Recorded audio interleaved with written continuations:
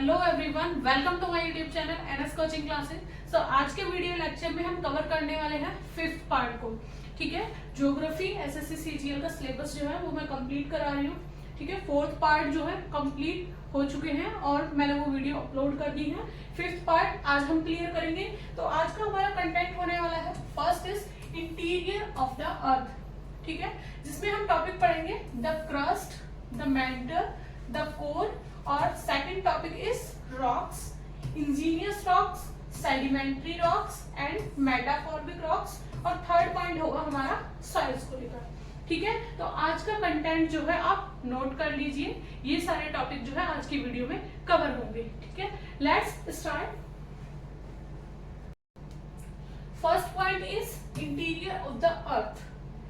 Earth interior can be divided into the crust, upper mantle, lower mental, outer core and inner core. देखिए अर्थ interior को किस तरीके से divide किया गया है। फर्स्ट है crust, okay, and second is upper mantle, third is lower mental and fourth is outer core and inner core. ठीक है, अब इनकी एक बार डेफिनेशन देख लेते हैं। The crust is the outer layer of the earth. Crust जो है वो आउटर लेयर है अर्थ की, like skin. Okay, where we live, it is the skin of our earth which range between 5 to 30 kilometre, जिसकी range कितनी है 5 से 30 kilometre. ठीक है, the thickness of the crust is greater below the continent than the ocean floor। मतलब महाद्वीपीय भूप्रकृति की जो थिकनेस है, ठीक है, वो समुद्र तल की तुलना में ज्यादा है। Point is clear. महाद्वीपीय भूप्रकृति की जो थिकनेस है, जो मोटाई है, वो समुद्री तल की तुलना में काफी ज्यादा है। Second is continental crust is made up of sial and oceanic crust is made up of sima. Sial and Seema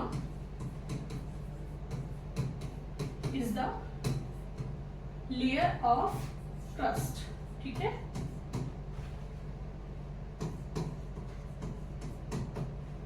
okay, Sial is being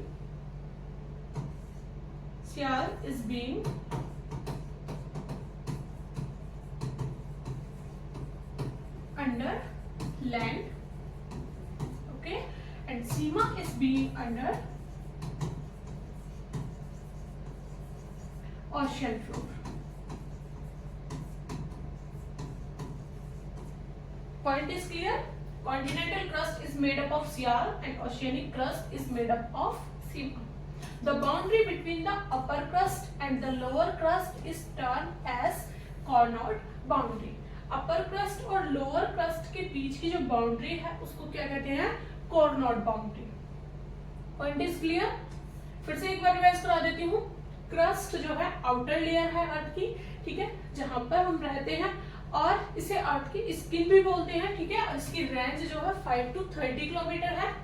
second is the thickness of the crust is greater below the continent than the ocean floor. महाद्वीपीय भूप्रकृति की जो मोटाई है, ठीक है, वो समुद्र तल की तुलना में ज्यादा है। Continental crust is made up of sial and oceanic crust is made up of sima. ठीक है, sial and sima are the lower layer of crust. The boundary between the upper crust and the lower crust is termed as Carnot boundary। Point is clear। Next, the mantle. The mantle is composed of silica, magnesium and iron। Okay, most important point, it lies between the lower crust and the outer core which is about 2900 kilometre thick। देखिए ये the mantle lies between the lower crust and the outer core, ठीक है, which is about 2900 kilometre thick। It is divided into upper mantle। ये भी दो part में divide है, upper mantle और lower mantle। The mantle generally is in a solid state। ठीक है, the upper part of the mantle is called asthenosphere। ठीक है, अपर पार्ट को क्या कहेंगे, asthenosphere. The asthenosphere, the is the part of the metal that flow and moves the plate of the earth. Asthenosphere वो part है जो flow होता है, ठीक है, और अर्थ की प्लेट्स को मूव करता है, ठीक है, इतना क्लियर हुआ, ये नोट कर लीजिए पूरा, ठीक है।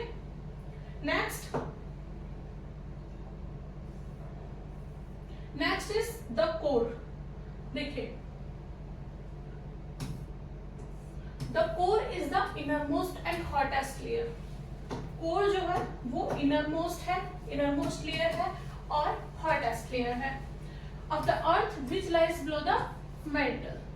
It is composed mainly of nickel and iron, hence it is called life. ठीक है, it is composed mainly nickel and iron. ठीक है, main important. The core is divided into solid inner core and liquid inner core. ये दो part में divide है, solid inner core और liquid inner outer core. The presence of large quantities of iron. Iron की large quantity में presence होने के कारण in the core is responsible for the earth gravitational force. As the earth rotates on its axis, जब earth अपनी axis पर rotate होती है, the liquid outer core spin over the solid inner core.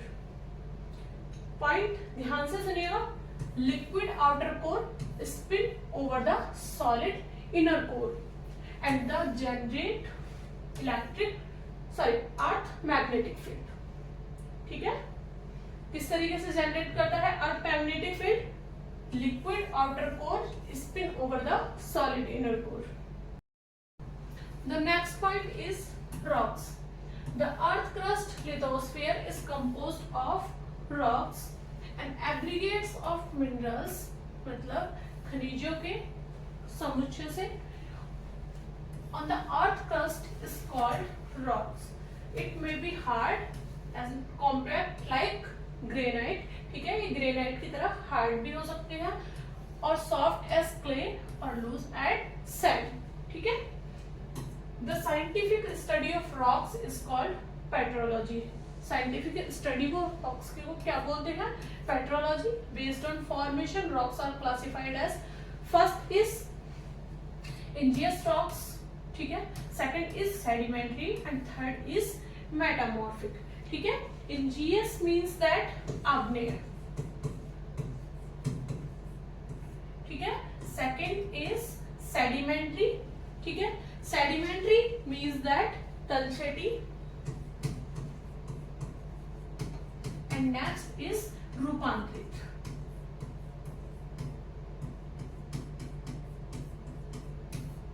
ठीक है, पॉइंट क्लियर है. First देखते हैं इंजीनियस रॉक्स को. The igneous rocks are formed by the solidification of molten magma. मतलब मैग्मा के मेल्ट होने से जो सॉलिडिफिकेशन होता है उससे बनते हैं igneous rocks. These rocks are also called as primary rocks और parent rocks, as all other rocks are formed from these rocks. ठीक है, पॉइंट क्लियर है. They do not contain fossils. They are associated with the volcanic activities. These rocks are useful for construction works. ये सभी points लिख लीजिए. ठीक है, granite, pegmatite, basalt etcetera are some of the example of igneous rocks. Very simple. ठीक है, next sedimentary rocks. देखिए, it is formed due to the aggregation and compaction. Is that एकत्रीकरण से. ठीक है, it is formed due to the aggregation and compaction of sediment derived from the older rocks, plant, animals and contain fossil of plants. ये इन्हीं सभी के एकत्रीकरण से कौन से रॉक्स बनते हैं? Sedimentary rocks. The bodies of plants and animals that fall on the deposit get embedded in the layer and form fossil. ठीक है, पॉइंट क्लियर है. Sandstone, limestone, chalk, gypsum, coal and conglomerate and example of sedimentary rocks. ठीक है, ये point note कर लीजिए. Definition है sedimentary rocks की. Next is metamorphic rocks. These are change form है ये, ठीक है। कौन सी? इंजीनियस और सेडिमेंट्री रॉक्स की। फर्स्ट लाइमस्टोन, ठीक है, सैंडस्टोन, सिल, क्ले, ये पॉइंट्स जो है ये सारे नोट कर लीजिए, ठीक है। ये चेंज फॉर्म है इंजीनियस और सेडिमेंट्री रॉक्स की। आगे चलते हैं, ये नोट कर लीजिए completely.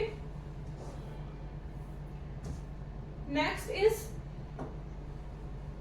when ingenious or sedimentary rocks are subjected to extreme heat and pressure, they undergo a complete change in their form and character. देखिए, जब ये हीट और प्रेशर, एक्सट्रीम हीट और प्रेशर के प्रेजेंस में आते हैं तो ये कंप्लीटली चेंज कर लेते हैं, ठीक है, अपनी फॉर्म को, ठीक है, इनकी बनावट और कैरेक्टर जो है दोनों ही चेंज हो जाते हैं। Rocks are useful for making cement, writing chalks, fire, building material, bath scrub, capstone, ornaments, ठीक है, ये इनके यूजफुल है, ठीक है, जो जिस तरीके से यूज किए जाते हैं रॉक्स, ये सभी लिखे हुए हैं। Next is soils. Soils is a mixture of organic matter, minerals, gases, liquid and organisms that together support life. It is known as a skin of earth, ठीक है, स्किन ऑफ अर्थ के नाम से भी जानते हैं सॉइल को, ठीक है। Soil is a mixture of organic material, ठीक है, minerals, gases, liquid and organisms that together support life. It is called as a skin of the earth. Soils are produced from rocks, ठीक है। Soil किस तरीके से produce होती है? From rocks through the process of weathering and natural erosion. Second is world soil day is observe on 5th December, most important, ठीक है। World soil day is observe as 5th December. And next, the basic component of soil are minerals, organic matter, water and air. It consists of about 45% minerals, 5% organic matter and 25% of water and 25% air. Note कर लीजिए, 45% minerals, okay, 5% organic matter,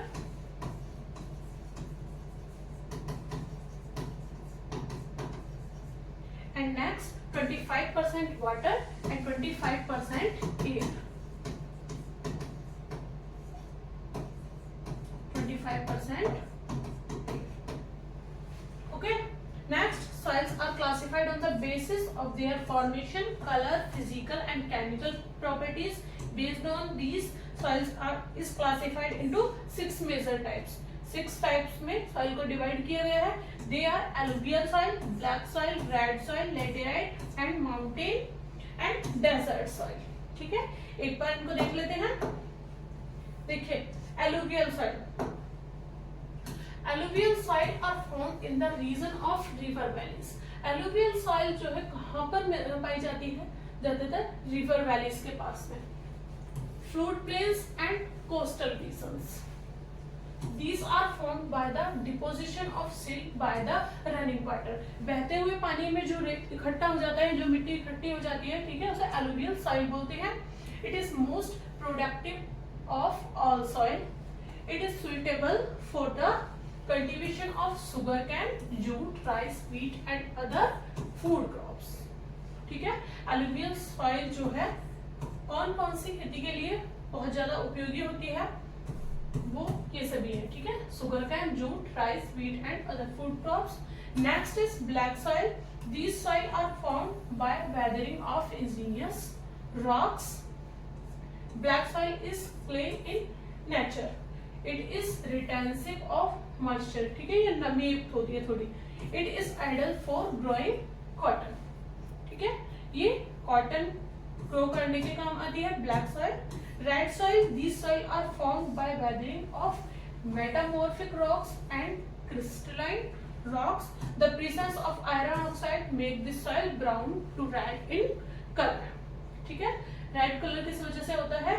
Because of presence of iron oxide. ठीक है. It is suitable for millet cultivation. ठीक है. ये बाजरे की खेती के लिए बहुत ज्यादा उपयोगी है. Next is laterite soil. देखिए, these are the typical soil of tropical region. These soil are found in the region which experience alternate wet and dry condition. ठीक है, जहाँ पर नमी और सूखी जगह दोनों होती हैं. It is suitable for plantation crops of tea and coffee. Laterite soil किस लिए यूज होती है? टी और कॉफी के कल्टीवेशन के लिए.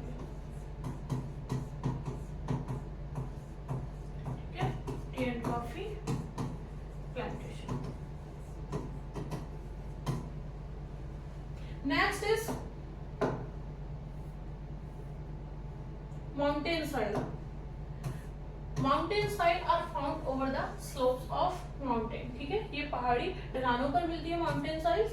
Desert soil, these are sandy soil found in the hot desert region. ये रेगिस्तानों में पाई जाने वाली मिट्टी है. These soils are porous and saline since it is infertile. Agriculture in these soil are not so successful. ठीक है, इसमें कोई भी खेती नहीं की जा सकती क्योंकि ये पोरस एंड सैलिन सॉइल है. ठीक है, आज के वीडियो लेक्चर में सिर्फ इतना ही. Thank you for watching this video. Like and subscribe.